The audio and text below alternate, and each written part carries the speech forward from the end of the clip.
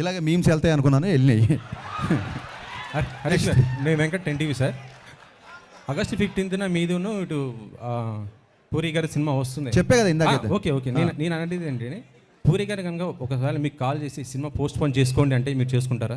ఏమండి, పూరి గారు కనుక ఒక 2 డేస్ అంటే ఒక 2 డేస్ 3 డేస్ కొద్దిగా పోస్ట్ పోన్ చేసుకోండి సినిమా అంటే మీరు చేసుకుంటారా? పూరి గారితో మీకున్న రిలేషన్ కంటే నాకున్న రిలేషన్ ఎక్కువ అండి. సో ఆయన కనుక ఒక విషయాన్ని కాల్ చేసి చెప్తున్నాడంటే అది పర్సనల్గా మా ఇద్దరి మధ్య అవుతుంది. ఆ కాల్ వచ్చింది 90% నాకు తెలిసిన ఆయన అలాంటి కాల్స్ చేయడు ఫస్ట్ ఆఫ్ ఆల్. సో మీరు చాలా బాగా ట్రై చేశారు. నేనేమనుకున్నా అంటే దీన్ని 2 రౌండ్లు పెడదాం అనుకున్నా. ఒకటేమో క్యాజువల్ రౌండ్, ఇంకోటేమో కాంట్రవర్సీ రౌండ్. సో కాంట్రవర్సీ రౌండ్లోకి వెళ్ళినప్పుడు మనం ఈ క్వశ్చన్కి ఆన్సర్ చేస్తాం. అంతే అంటారా? హరీష్ గారు, విశ్వ గారికి అడుగుతున్నాను సార్. హైపోథెటికల్ క్వశ్చన్స్ ఎందుకండి, జరిగేవి. ఇప్పుడు అది ఆయన చేసిన తర్వాత కనుక మేము ఏమైనా చేయకపోతే అలా అనవచ్చు. ఆయన్ని కాల్ చేస్తాడా అని అంత పెద్ద డైరెక్టర్ని మీరు పోస్ట్ పోన్ చేసుకుని ఆయన అడుగుతాడా? మీరు ఆయన అవమానించినట్టు కదా ఇలా క్వశ్చన్ వేస్తారు. నేను ఆయన అవమానించలేదు సార్. అంటే ఇంటర్నల్గా జరుగుతుంటాయి కదా సార్ మన సినిమాల గురించి. అడగొద్దండి, తప్పు. నన్ను అడగండి. మీరు కనుక పూరి గారిని రిక్వెస్ట్ చేస్తారా నన్ను అడగండి. ఆయన కంటే నాకు చాలా చిన్నోని కూడా నన్ను అడగండి. మీరు ఆయన అడగొద్దండి ప్లీజ్. విశ్వప్రసాద్ గారు ఒక్క నిమిషం సార్. విశ్వ గారు సినిమా గురించి, బిజినెస్ గురించి నిన్న ఒక ట్వీట్ చేశారు కదా. సినిమా అదే బిజినెస్ అనేది కొద్దిగా ఇంటర్నల్ ఇష్యూస్ అవి బయట పెట్టకూడదు, మాట్లాడకూడదు అన్నారు. మీ నైజాం రైట్స్ వాటి గురించి పెట్టారు కదా మీరు. అంటే నాకు వచ్చింది సార్. కానీ ఈ మధ్యలో జర్నలిజం ఇన్వెస్టిగేటివ్ జర్నలిజం అయిపోయిందండి. ఒక క్రిమినల్ ఇష్యూకి మీరు ఇన్వెస్టిగేటివ్ జర్నలిజం చేసి బయట పెట్టడం వేరు, ఒక ప్రైవేట్ బిజినెస్లో ఇన్వెస్టిగేటివ్ యాటిట్యూడ్ వేరు. సో అలాంటివి చేయొద్దని పెట్టినానండి. అంటే నేను అనేది ఏంటంటే ప్రతి ఒక్కరు కూడా సినిమా రిలీజ్ అయిన తర్వాత కలెక్షన్స్ ఏమంటే చెప్పేస్తున్నారు, పెడుతున్నారు.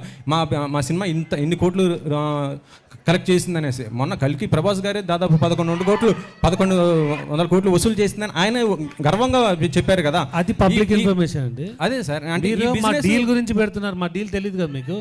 డీల్ గురించి కాదు సార్, బిజినెస్ గురించి చెప్పుకోవచ్చు. మీరు మా బిజినెస్ ఇంకా మేము ఏ రేటు క్లోజ్ చేసామో తెలియదు, ఏ ఏరియా క్లోజ్ చేసామో తెలియదు, మేము ఎంత చేయాలనుకున్నామో చెప్పకూడదు కదా. ట్రాన్సాక్షన్ ఇద్దరి మధ్య జరిగినప్పుడు ఒక్కళ్ళ ఇన్ఫర్మేషనే పెట్టొద్దు అనేది, అంత తప్ప మీరు ఎందుకు పెట్టారని క్వశ్చన్ చేయాలి. మళ్ళీ ట్వీట్ చదవండి.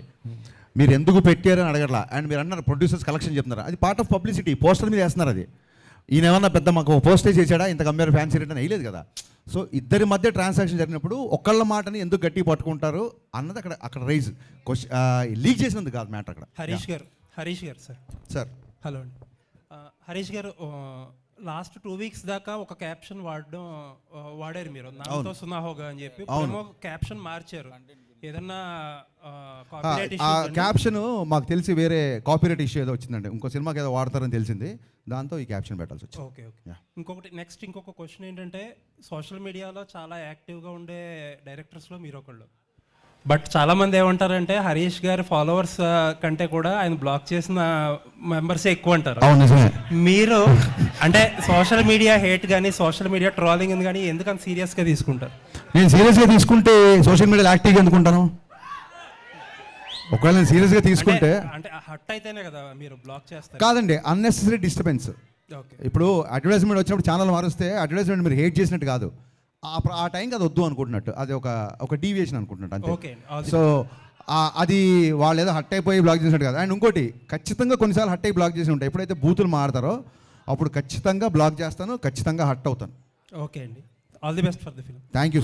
హరీష్ గారు, కంటెంట్ పరంగా 90sలో సినిమా కదా, ఆయన విశ్వ గారిని అడుగుతున్నారు అయిపోయి. విశ్వప్రసాద్ గారు సార్, చాలా రిపీటెడ్గా ఇండస్ట్రీలో జరుగుతున్న ఒక డిస్కషన్, ఇందాక హరీష్ గారు కూడా మెన్షన్ చేశారు, ఓటీటీ వాళ్ళ ఆబ్లిగేషన్తో మార్చిన డేటో పెట్టుకున్న డేటో సంథింగ్ ఏంటి అంటే చాలా చోట్ల డిస్కషన్ జరుగుతుంది, OTTs are arm twisting the producers to release on certain date అని చెప్పి. అంటే holidays can drive a movie అన్నట్టు ఓటీటీస్ కూడా ఒక షెడ్యూల్ ఉంటుంది, ఆ schedule can drive a business. So మన బిజినెస్ ప్రకారం సినిమాని రిలీజ్ చేస్తాం. అంటే ఆర్మ్ ట్విస్టింగ్ చేస్తున్నారు చాలామంది ప్రొడ్యూసర్స్ని. ఇట్ కెన్ బి విశ్వప్రసాద్ గారిని కాకపోవచ్చు, అవ్వచ్చు కూడా, ఎందుకంటే బిగ్ ప్రొడక్షన్ అంటారు. వాళ్ళకు షెడ్యూల్ ఉంటుంది, ఆ షెడ్యూల్కి ఇన్ని మూవీస్ అని తీసుకోగలరు, మనం దానిలో వెళ్ళగలమా లేదా అనేది. బట్ ఎప్పుడన్నా కౌంటర్ ప్రొడక్టివ్ అవుతుందా ఇలాంటి డెసిషన్స్ వల్ల? అంటే మీకు అదే చెప్తున్నాను, ఇలాంటి ఆప్షన్స్ వల్ల హాలిడేస్గా సినిమాలు రిలీజ్ చేయాలంటే కొన్ని వస్తాయి. సో మన బిజినెస్ ప్రకారం వీళ్ళు ప్లాన్, అంటే కొన్ని ఓటీటీస్ని బేస్ చేసుకొని ప్లాన్ చేస్తాము, కొన్ని థియేట్రికల్ బేస్ చేసుకొని చేస్తాము, కొన్ని కాంబినేషన్తో చేస్తాము. ఇక్కడ ఇది కాంబినేషన్ అండి, హాలిడే డేట్స్ ఓటీటీ రెండు కలిసి రావడం. అంటే మీరు చాలా యాక్టివ్గా ప్రొడ్యూస్ చేసే డైరెక్ట్ ప్రొడ్యూసర్ కాబట్టి నేను అడుగుతున్నా, ప్రొడ్యూసర్స్కి ఇటువంటి ఇంటర్ఫీరెన్స్ అనేది కంఫర్టబుల్గా ఉంటుందా లేదా మోస్ట్ కేసెస్? అంటే మీరు నా గురించి బాగా తెలుసు కదండి, ఆర్మ్ ట్విస్టింగ్ అలా చేస్తానా? మోస్ట్ ప్రొడ్యూసర్స్ అన్న ప్రొడ్యూసర్స్ కంఫర్టబుల్గా ఫీల్ అవుతున్నారా లేదా మీకు? డెఫినెట్గా బిజినెస్లా రన్ అవుతుందండి. ఎవరు ఆర్మ్ ట్విస్ట్ చేసినా బిజినెస్ వర్క్ అవుతుంది. అది టూ వే విన్ సిచ్యువేషన్ ఉండాలి ఆల్వేస్. లుకింగ్ ఫార్వర్డ్ అండి ఫర్ ద ఫిల్మ్. నిశాంత్ గారు, నాకు ఇందాక మీరు హట్ అవుతున్నారు అంటే నాకు సడన్గా మీరు ఆ క్వశ్చన్ అంతా గుర్తొచ్చింది. ఇది మిమ్మల్ని క్వశ్చన్ చేయడం కాదు, లేదా మిమ్మల్ని నిలదీయడం కాదు, but I want always ask this. Yes sir. ఏమైందంటే సుమ గారు ఒకసారి స్నాక్స్ గురించి ఒక కామెంట్ చేసినప్పుడు మీరు ఆవిడతారు కాక క్వశ్చన్ వినండి. చాలా మంచి కాదు సార్, వినండి. మీరు చాలా బాగా అడిగారు. నన్ను ఫినిష్ చేయని చెప్పండి సార్. సో డెఫినెట్గా, ఎందుకంటే మీరు అడగడం తప్ప మీరు క్వశ్చన్ వెళ్ళేవాళ్ళు మీకు ఎక్స్పీరియన్స్ ఉండదు కాబట్టి మీరు మధ్యలో కట్ చేస్తున్నారు. ఒకసారి పూర్తిగా వినండి. Okay sir. సుమ గారు స్నాక్స్ గురించి కామెంట్ చేసినప్పుడు మీరు హట్ అయ్యారు. So I appreciate that. నేను తిన్నప్పుడు కూడా ఎవరైనా అట్లా మాట్లాడితే నేను హట్ అవుతా. మీరు హట్ అవడంలో 200% న్యాయం ఉంది. వినండి సార్, మళ్ళీ మీరు వినట్లేదు సార్. సో ఏంటంటే ఒక చిన్న ఫుడ్ విషయంలో మీరు దీన్ని ఇలా స్నాక్స్లా తినే బదులు భోజనాలు చేసినప్పుడు మీరు హట్ అయ్యారు. అది ఎమోషన్స్తో ఉంటాం సార్, మీరైనా మేమైనా అందరం ఒకటే కదా. అలాంటిది ట్విట్టర్లో కొన్ని కామెంట్స్ ఎలా ఉంటాయంటే పేరెంట్స్ని ట్యాగ్ చేస్తూ లేకపోతే ఇంకోటి బూతులతో ఉంటుంది. సో హర్ట్ అవడం అనేది సహజం, అది మీకు అర్థమైంది అనుకుంటా. నెక్స్ట్ థింగ్, ఆ తర్వాత మీరు ఏం చేశారంటే ఆవిడతో మీరు, ఎందుకంటే నాకు ఓన్లీ మీ వీడియోనే చూశాను, మిగతా జర్నలిస్ట్ ఎవరు రియాక్ట్ అయ్యారు లేకపోతే వాళ్ళందరి తరఫున మీరు రియాక్ట్ అయ్యి ఉంటారు. 100% కరెక్ట్. ఆవిడతో సారీ ఏదో చెప్పించారు, ఇట్స్ ఓకే. అది ఆవిడ అలా డే టు డే ఈవెంట్స్ చేస్తుంటారు, రోజుకు 2-3 ఈవెంట్లు కూడా చేస్తుంటారు. పాపం ఆవిడ ఎక్కడో ఆడియన్స్ ఎంటర్టైన్ చేద్దాం అన్న దాంట్లో ఒక మాట దొరికి ఉంటారు, నేను కాదనట్లేదు. ఒక ఆడపిల్లతో సారీ చెప్పించారు, యాక్సెప్టెడ్. కానీ మీ సురేష్ కొండేటి, నాకు మొహమాటం లేదు, సురేష్ కొండేటి ఒక ఆడపిల్లని క్వశ్చన్ చేసినప్పుడు మీరు అతనితో కూడా సారీ చెప్పించాలి కదా. అకౌంటబిలిటీ లేదు. నిశాంత్ గారు అకౌంటబిలిటీ లేదండి. అకౌంటబిలిటీ మీకు కానీ ఇంకోళ్ళకి కానీ ఎవరికి అకౌంటబిలిటీ లేదు. ఒక ఆడపిల్లని అన్నప్పుడు ఒక ఆడపిల్ల అన్నప్పుడు సారీ చెప్పించారు, నో డౌట్. ఒక ఆడపిల్లని అన్నప్పుడు కూడా సారీ చెప్పించాలి కదా సురేష్ కొండేటితో మీరు. అవునండి, నేను చెప్తాను. ఒకటి 2 things ఐఎమ్ డన్ అండి. నేను మధ్యలో కట్ చేయను, మీరు చెప్పండి. నేను 2 things అని చెప్పేది. ఫస్ట్ ఆఫ్ ఆల్, సుమగారు ఆ వేళ నన్ను అనలేదు, ఎందుకంటే I came very late to the event and ఆ రోజు నేను ఫాస్టింగ్లో ఉన్నా. But that secondary. బట్ నేనేంటంటే ఒక 150 మెంబర్స్ ఆఫ్ మీడియా పర్సన్స్ని వాళ్ళ తరపున మాట్లాడా. సరే, రైట్ రాంగ్ అనేది సబ్జెక్టివ్, అది ఎవరు తీసుకునేది వాళ్ళది. అండ్ ఇంకొకటి, సుమగారిని సారీ ఈ రోజు కూడా సుమగారు అని అంటాను, ఆ రోజు అదే అన్నాను. అవునండి, ఆవిడ మీద ఎప్పుడూ రెస్పెక్ట్ ఉంటుంది.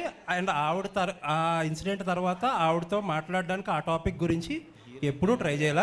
నాకు తెలిసి అయితే ఎవరో మరి ఆవిడ చేత సారీ ఎవరు చెప్పి కరెక్ట్ అంటున్నా.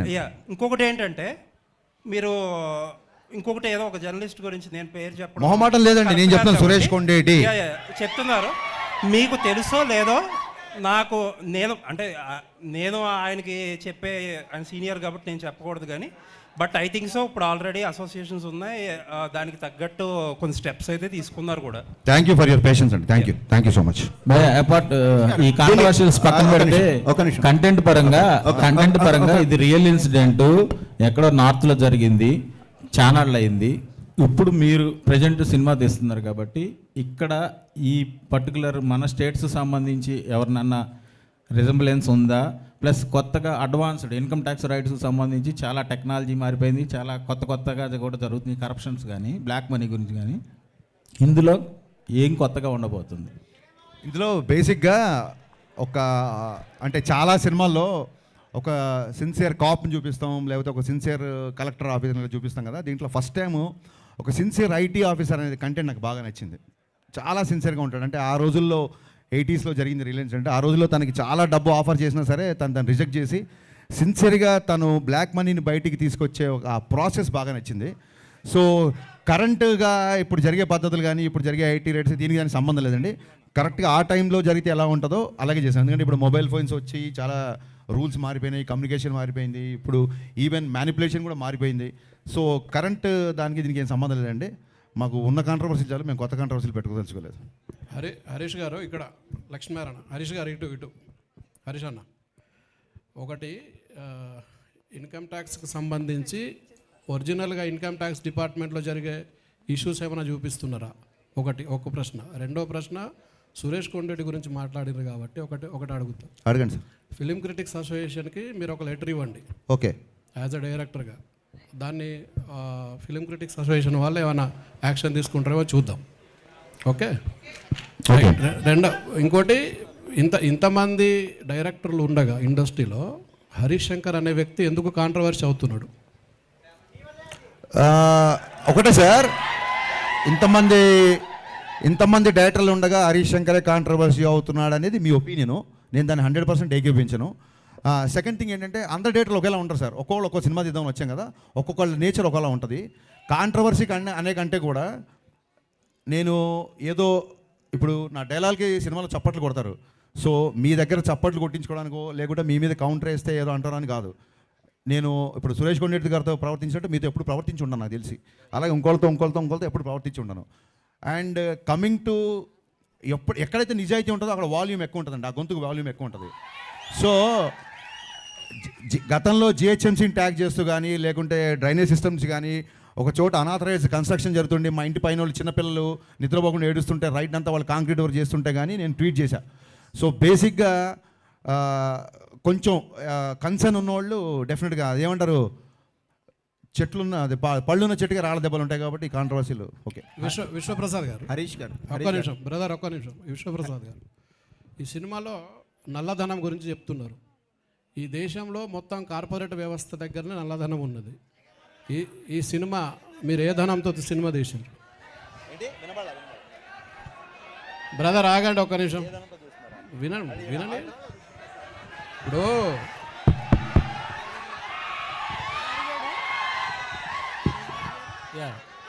నేను ఒక పవన్ కళ్యాణ్ ఫాలోవర్ అండి, నాకు అదే ధైర్యం.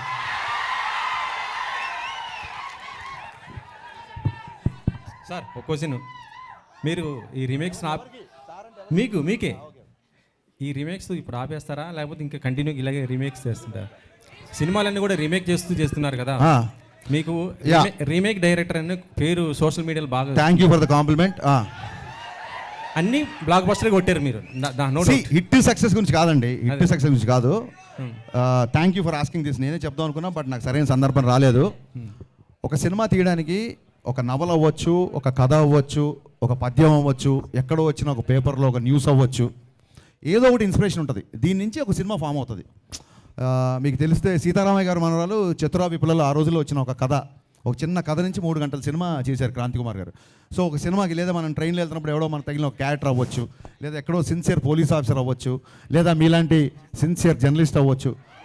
సో ఒక సినిమా తీయడానికి ఒక క్యారెక్టర్ కానీ ఒక వస్తువు ఏదో ఒకటి ఇన్స్పిరేషన్ ఉంటుంది. నా ఉద్దేశం ఏంటంటే ఒక సినిమా తీయడానికి ఇంకో సినిమానే ఎందుకు ఇన్స్పిరేషన్ అవ్వకూడదని. అండ్ కమింగ్ టు రీమేక్ అంటారా, నిజంగా నా సినిమాలు దబంగ్ చూసి, గబ్బర్ సింగ్ చూసిన వాళ్ళు, జిగర్ తండా చూసిన వాళ్ళు ఇతను రీమేక్ అని అన్నాడు అనుకోండి, వాళ్ళ సినిమా పరిజ్ఞానం బట్టి నేను జాలి పడతాను తప్ప నేను దాన్ని పెద్ద సీరియస్గా తీసుకోను. హరీష్ శంకర్ గారు సినిమాలో సత్య ఉన్నాడు, కమేడియన్ సత్య. అవునండి. అంటే తను one of the best comedian. అవునండి. బట్ ఎప్పుడు ఎక్కడ బ్రేక్ వచ్చింది లేదు, సరిగ్గా పోర్ట్రేట్ చేసింది కూడా లేదు డైరెక్టర్స్. సో మీరు మీ సినిమాలో కరెక్ట్గా పోర్ట్రేట్ చేసే అవకాశం, ఎలాంటి స్కోప్ ఎక్కువ ఉంది సత్యకి? సార్ ఆయనకి బ్రేక్ వచ్చిన సంగతి తెలియదు. బ్రేక్ నాకు వచ్చింది అంటే అతనికి వచ్చిందని నమ్ముతున్నాను. అతని డేట్ల కోసం నేను చాలా ఇబ్బంది పడాల్సి వచ్చింది. సో డెఫినెట్గా ఆయనకు పెద్ద బ్రేక్ వచ్చినట్టే, ఆల్రెడీ ఆయన చాలా బిజీగా ఉన్నాడు. ఈ సినిమాలో ఫస్ట్ హాఫ్లో Satya is one of the highlights అని మాత్రం చాలా కాన్ఫిడెంట్గా చెప్పగలుగుతాను. చాలా మంచి క్యారెక్టర్ చేసాడు. I'm a huge fan of Satya. Harish Shankar garu ఇక్కడ నన్ను సురేష్ గారు అని అంటారు. నాకు తెలుసండి. 2 ప్రశ్నలు. మీరు సోషల్ మీడియాలో అంటే మా మీడియాలో ఉన్న వార్త ఏంటంటే, ఎవరికైనా ప్రాముఖ్యం రావాలంటే హరీష్ శంకర్కి ట్యాగ్ చేస్తే చాలు సోషల్ మీడియాలో, ఆయన పనికిరాని వాళ్ళని కూడా ప్రాముఖ్యం వచ్చేటట్టు చేస్తాడు అనేది ఒకటి. రెండో ప్రశ్న, వేదికల మీద చాలా ధైర్యంగా మాట్లాడే హరీష్ శంకరు నెగిటివ్ ఏదో రాసేస్తాడని ఒక పుకార్లు రాసే వెబ్సైట్ వ్యక్తికి ఇంటర్వ్యూ నేను ముందుగా ఇస్తాను అని చెప్పి భయపడి ఇచ్చారు ఆ మీడియా వ్యక్తికి అని. అంటే మిగతా మీడియా వాళ్ళందరూ అవసరం లేదనా మీకు? సో మిగతా మీడియా వాళ్ళు అవసరం లేదు అన్న ఆలోచన మీకు దేనికి వచ్చింది? ఆ వ్యక్తికి మీరు అంత ప్రాముఖ్యం ఇచ్చా అంటే అందరినీ ఒకేలా చూడాలి కదా మీడియా అంటే. కాదండి, ఫస్ట్ ఆఫ్ ఆల్ ఎవరినన్నా ఫేమస్ అవ్వాలనుకుంటే హరీష్ని ట్యాగ్ చేస్తే చాలు అనేది మీ అభిప్రాయం, నా అభిప్రాయం కాదు. అంటే పనికిరాని వాళ్ళని అదే సార్, అది మీ అభిప్రాయం, అది మీ అభిప్రాయం, నా అభిప్రాయం కాదు. ఓకే, సో మీ అభిప్రాయానికి నేను సమాధానం చెప్పలేను. సెకండ్ థింగ్ ఏంటి, ఎవడో ఏదో రాస్తే భయపడతారని చెప్పి మీరు ఎందుకు రాస్తున్నారు? భయపడేవాడు అసలు ట్విట్టర్లోనే ఉండడు. రేపు పొద్దున మీరు కనుక అతనిలాగా రాస్తే అంతకు 100 రేట్లు మిమ్మల్ని కూడా అలాగే నేను మాట్లాడతాను, అలాగే రిప్లై ఉంటుంది. అంటే అలాగే ఇంటర్వ్యూ కూడా ముందిస్తారా? ఇంటర్వ్యూ ముందు వెనక లేదండి. మీరు ఇప్పుడు పెట్టారు ఇంటర్వ్యూ కదండి, వినండి సామాజిక వినండి, మాధ్యమాల్లో ఇంటర్వ్యూ ముందు వెనక పెట్టారు. లేదు. అతను ఎప్పటి నుంచో ఇంటర్వ్యూ ట్రై చేస్తున్నాడు, ఒక వ్యక్తి నాకు చెప్పాడు, అది నిజం కాదు కూడా తెలియదు, అతను దాన్ని ఖండించాడు కాబట్టి. సో అయితే ఈసారి అతనితోనే మొదలు పెడదాం, చాలా క్యాజువల్గా తప్ప వీళ్ళు మిగతా వాళ్ళ లిస్ట్ రాయండి. సురేష్ గారి పేరు